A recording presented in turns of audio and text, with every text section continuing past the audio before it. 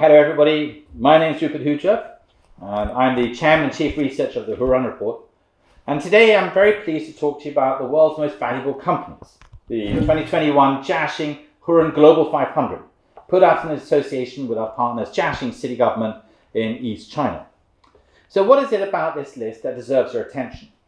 Well, I believe these 500 companies pretty much make up the backbone to the world economy. Why do I say that? Well, just look at the size of them. Between them, just 500 companies, remember, they have $18 trillion worth of sales. Well, that's a big number. That's actually more than the GDP of China, with 1.4 billion people. Between them, they had 43 million employees. Well, that's the equivalent of the total workforce of Germany. And between them, they're worth this crazy number, $58 trillion. In fact, they added $8 trillion over the last year.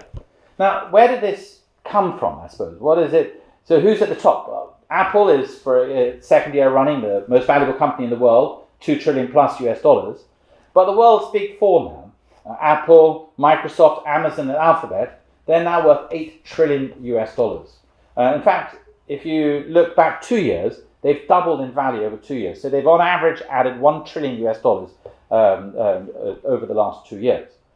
Just to put that into perspective, Apple today is worth more than the 500 most valuable companies in India combined. The big four in the world are worth more than the 500 most valuable Chinese companies in the world. That's just to put that into perspective. If we look at which sectors have best performed in the last year, well, it's been metals and mining and energy. They're the two main sectors on the back of a huge hike in the price of copper, iron ore, and oil.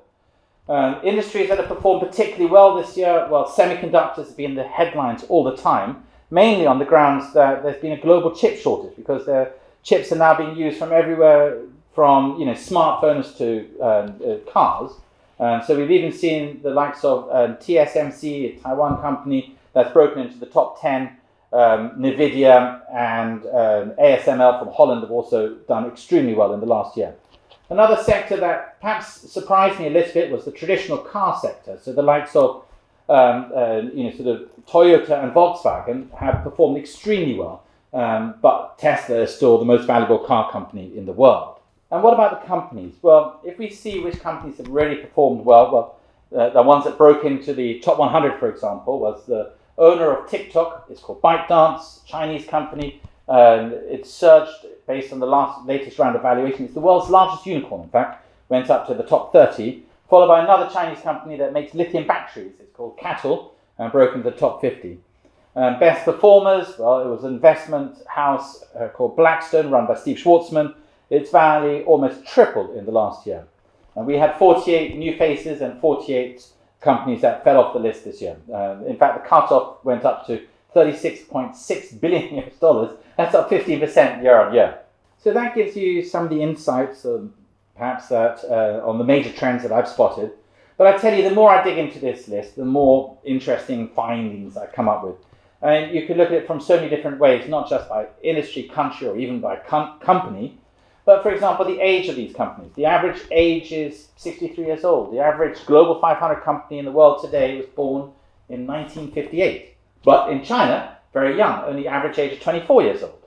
And if you look at, for example, some of these companies' sales or number of employees, they're tiny relative to the size that they have. For example, COVID vaccine maker Moderna, it's Massachusetts based. It's got about 1,000 people. It's got, relatively speaking, a small sales number, and yet it's worth $100 billion.